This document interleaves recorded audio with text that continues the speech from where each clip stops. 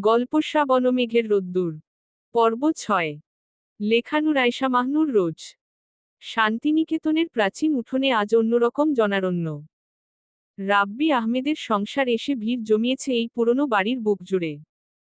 চাকরির সূত্রে যাদের স্থায়ী ঠিকানা ঢাকার কংক্রিটে, তারা আজ কয়েক দিনের অবকাশ নিয়ে ফিরেছে শিকড়ের কাছে।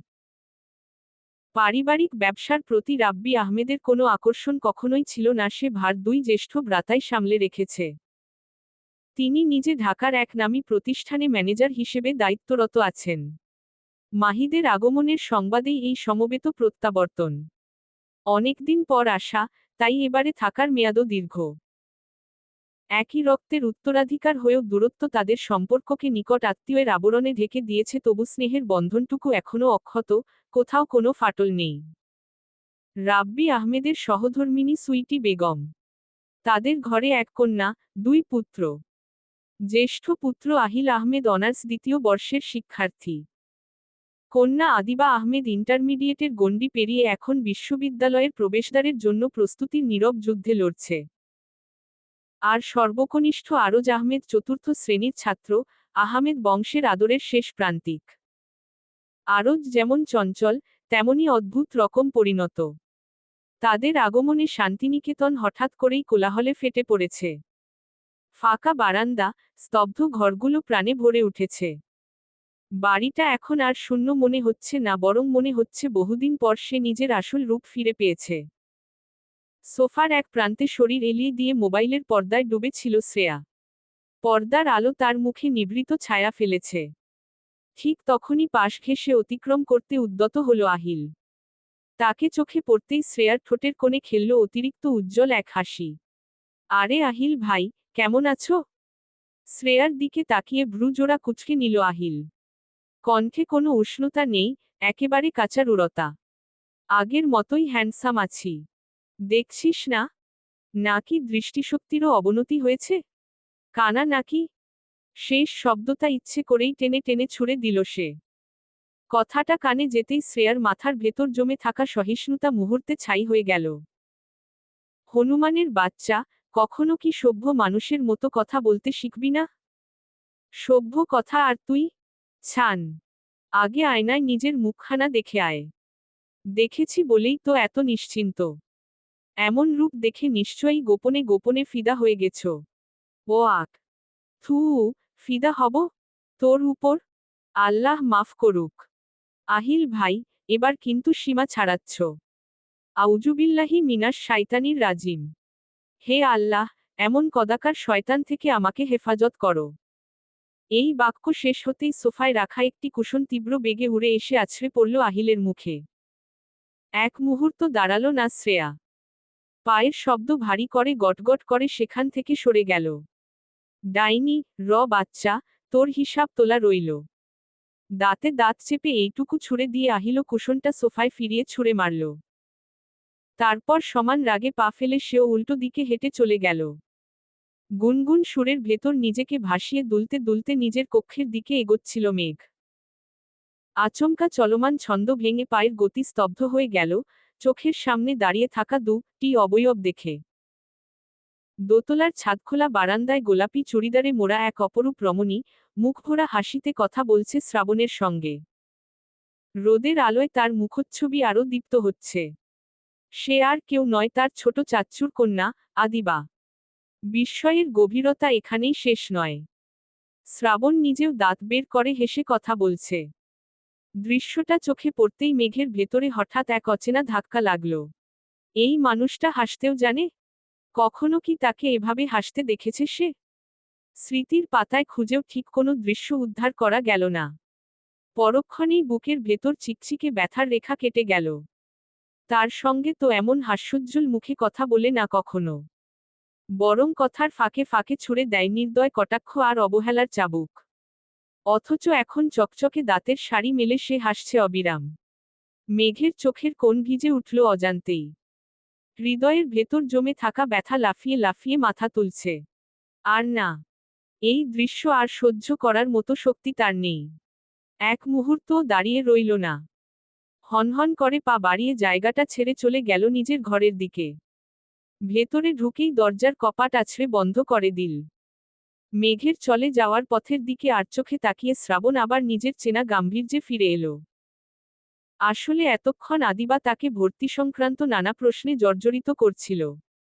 কিন্তু মেঘকে আসতে দেখেই ইচ্ছা করেই সে হাসিটাকে আরো প্রশস্ত করে ধরেছিল। আজ আর্যের জন্মদিন।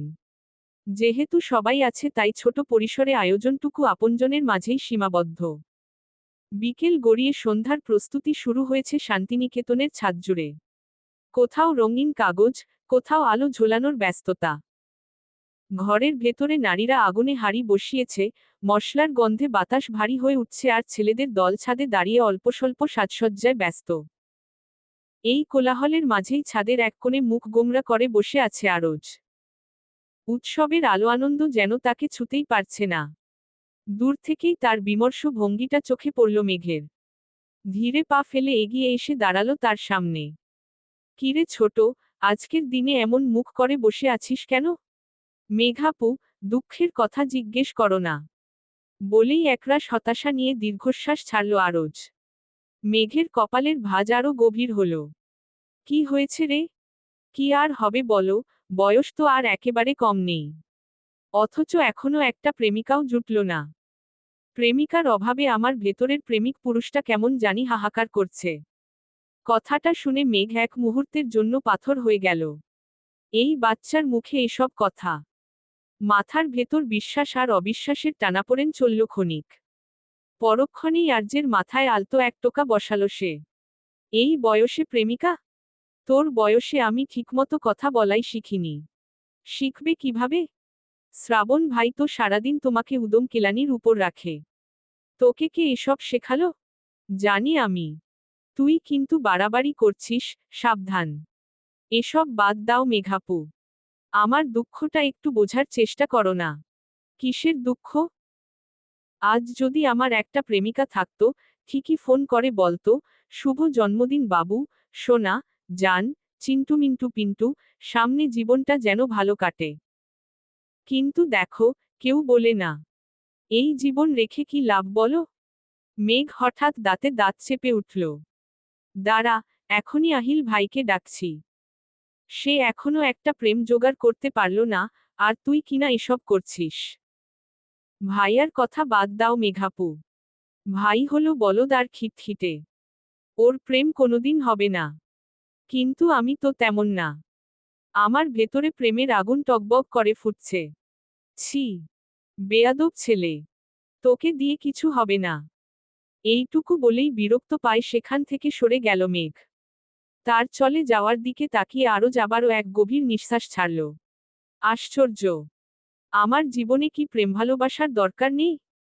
তুমিও বুঝলে না মেঘাপু, কেউই বোঝে না এই অভাগা মনের কষ্ট।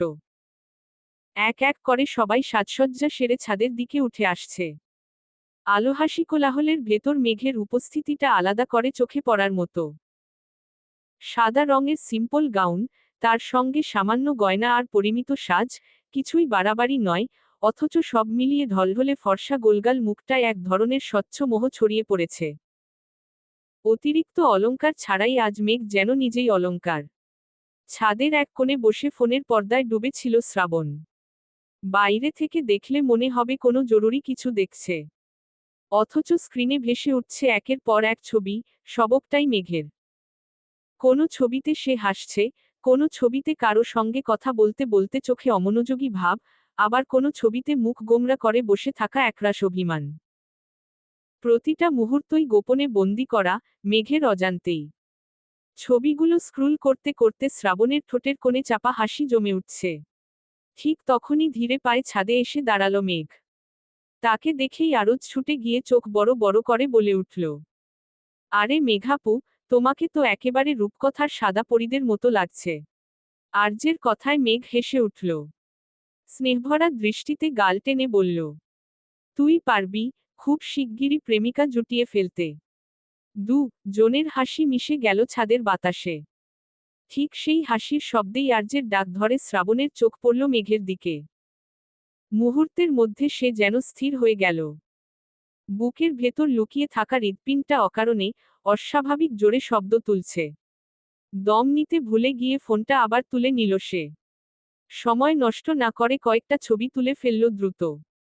মেঘ একটু পর সেখান থেকে সরে যেতেই শ্রাবণ আবার স্ক্রিনে চোখ রাখল। নতুন তোলা ছবিগুলো দেখছে, আঙুলের স্পর্শে বড় করছে, ছোট করছে। হঠাৎ নিজের বুকের ওপর হাত রেখে নিচু, মোহনীয় স্বরে ফিসফিস করে উঠল। উফ, আমার ফুলটাকে আজ এত সুন্দর লাগছে কেন? নিজেকে সামলানোই দায় হয়ে যাচ্ছে। ধীরে ধীরে ছাদের পরিসর ভরে উঠতে লাগলো মানুষের উপস্থিতিতে। আলো, শব্দ আর কোলাহলের মাঝে সবাই একপাশে জড়ো হলো। শ্রেয়া মিষ্টি রঙের চুড়িদারে নিজেকে মেলে ধরেছে আজ। সুইটি বেগমের সামনে গিয়ে ঘাড় কাত করে সে বলল, ছোট মা, বলো তো আমাকে কেমন লাগছে? উত্তর দেওয়ার সুযোগ পাওয়ার আগেই ধূমকেতুর মতো সেখানে হাজির হলো আহিল। 1 সেকেন্ড দেরি না করে ঝটপট ছুড়ে দিল, সাক্ষাৎ ডাকিনী লাগছে। বুঝি না, হাজার হাজার টাকার মেকআপও কিভাবে একটা চেহারা ঠিক করতে পারে না। আশ্চর্য।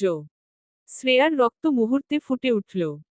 কণ্ঠে কর্কশ ধার এনে সে বলে উঠল, ছোট মা, তোমার হনুমান ছেলেকে সাবধান করে দাও, নইলে ভালো কিছু হবে না। এই তুই বাকি করবি আমার? দেখতে তো একেবারে ট্যাবলেটের মতো।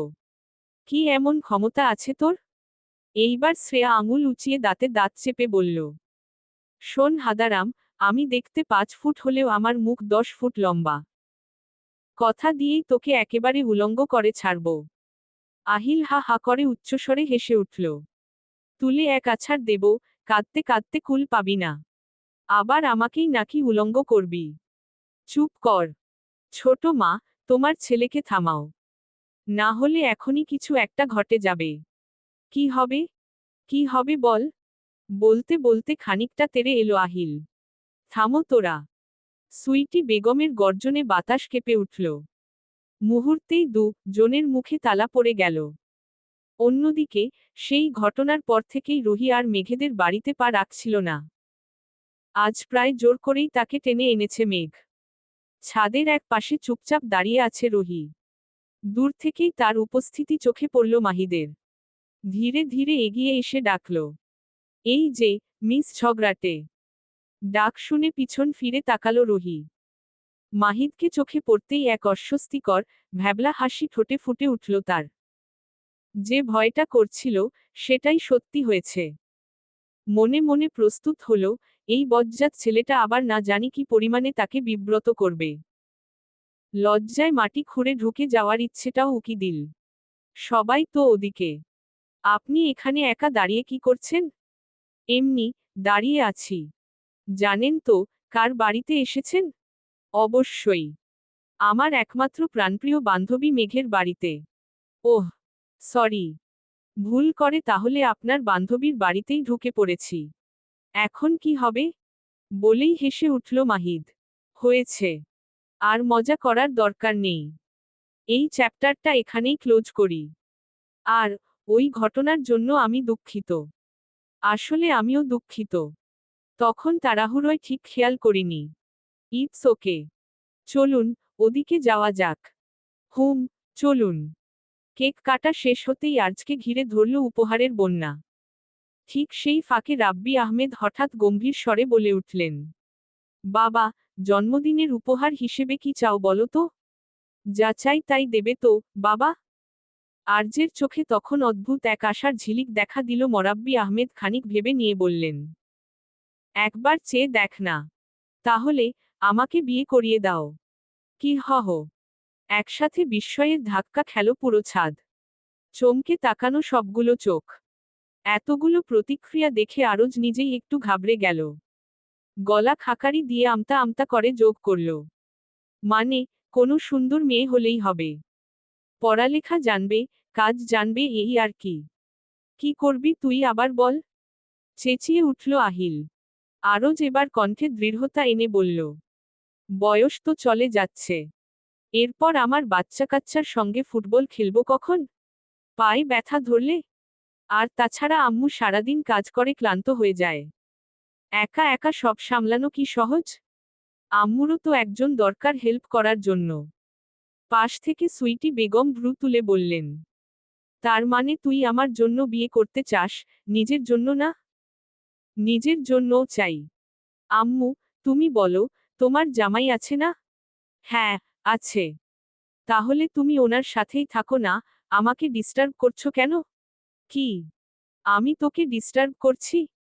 আম্মু, তুমি তো বাবাকে জিজ্ঞেস করো, ওগো, আজ তোমার জন্য কি রান্না করব? এই কথাটা আমিও শুনতে চাই। তারপর বউয়ের সাথে লুকোচুরি খেলব। তার মানে তুই শুধু তোর বউয়ের সাথে লুকোচুরি খেলবি? হ্যাঁ। বাচ্চাও হবে। কয়টা হবে সেটা নিয়ে তোমরা চিন্তা করো না। এইবার আর সহ্য হলো না আহিলের। সজোরে আর্যের মাথায় এক টোকা বসিয়ে দিল। তোর এখনো মুসলমানি হয়নি আর তুই কিনা বাচ্চা পয়দা করবি? যা, ভাগ এখান থেকে। মুসলমানি করা লাগে নাকি বাচ্চা হবার জন্য? বেশি কথা বলছিস। 1 সপ্তাহের মধ্যে তোর ঘন্টু কাটানোর ব্যবস্থা করছি। তারপর তোকে বিয়ে দেব। ভাইয়া, এবার কিন্তু বেশি হয়ে যাচ্ছে। আর্যের এই প্রতিবাদে আর ধরে রাখতে পারল না কেউ। ছাদের বাতাস ভরে উঠল একসাথে ফেটে পড়া হাসিতে। চলবে। গল্পটা কেমন লাগলো জানাবেন ও সাবস্ক্রাইব করতে ভুলবেন না প্লিজ।